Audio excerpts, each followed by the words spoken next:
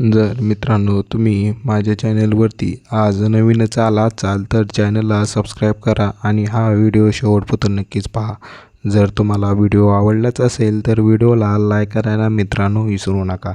प्रेयसीच्या मदतीने मित्राचा गळा दाबून खून करण्यात आला आहे. मृतदेह हा पोत्यात घालून झुडपात फेकून दिला आहे. शिरूर तालुक्यातील ही घटना आहे. अनैतिक संबंधाच्या संशयातून रूममेटनेच मित्राचा गळा दाबून खून केला आहे आणि पुरावे लपवण्यासाठी पत्नीच्या मदतीने मृतदेह हा पोत्यात घालून झुडपात फेकून देण्यात आलेला आहे आणि धक्कादायक कबुली आरोपींनी दिलेली पण आहे. शिक्रापूर तालुका शिरूर येथील करंजे नगरच्या मोकळ्या मैदानात झुडपांमध्ये पोत्यात सापडलेल्या अज्ञात तरुणाच्या मृत्यूमागील खुनाचे गुंट पोलिसांनी काही तासातच उलगडला आहे. अनैतिक संबंधाच्या संशयातून रूममेटनेच मित्राचा गळा दाबून खून केला आणि पुरावे लपवण्यासाठी पत्नीच्या मदतीने मृतदेह पोत्यात भरून निसर्ग ठिकाणी झुडपात फेकण्यात आला होता.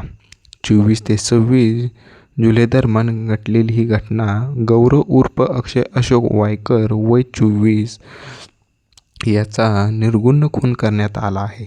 26 जुलै रोजी दुपारी करंजेनगर येथील मैदानातील झुडपात पोत्यात भरलेला मृतदेह आढळून आला आणि परिसरात खळबळ उडाली. मृताची ओळख पटविता न आल्याने शिक्रापूर पोलिसांनी जलद तपास सुरू केला आहे.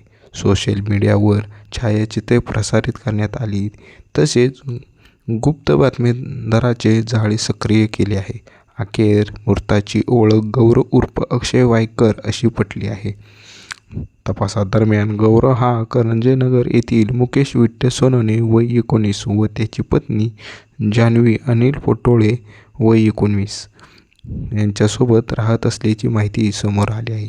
गेल्या 2 दिवसापासून त्यांच्यात वाद सुरू असल्याची माहिती मिळाल्या पोलिसांनी दोघांना ताब्यात घेतले.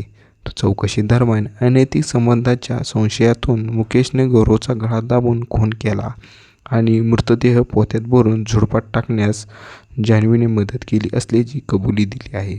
मयताची आई कांचन अशोक वायकर यांच्या फिर्यादीवरून शिक्रापूर पोलीस ठाण्यात गुन्हा दाखल करण्यात आला असून दोन्ही आरोपींना अटक करण्यात आली आहे. तर मित्रांनो तुम्हाला हा व्हिडिओ आवडलाच असेल तर व्हिडिओला लाईक करा आणि चॅनलला सबस्क्राईब करायला विसरू नका, कारण अशाच नवनवीन बातम्या तुम्हाला ह्या चॅनलवरती पाहायला भेटणार आहेत. तर चॅनलला सबस्क्राईब करायला विसरू नका. थँक्यू.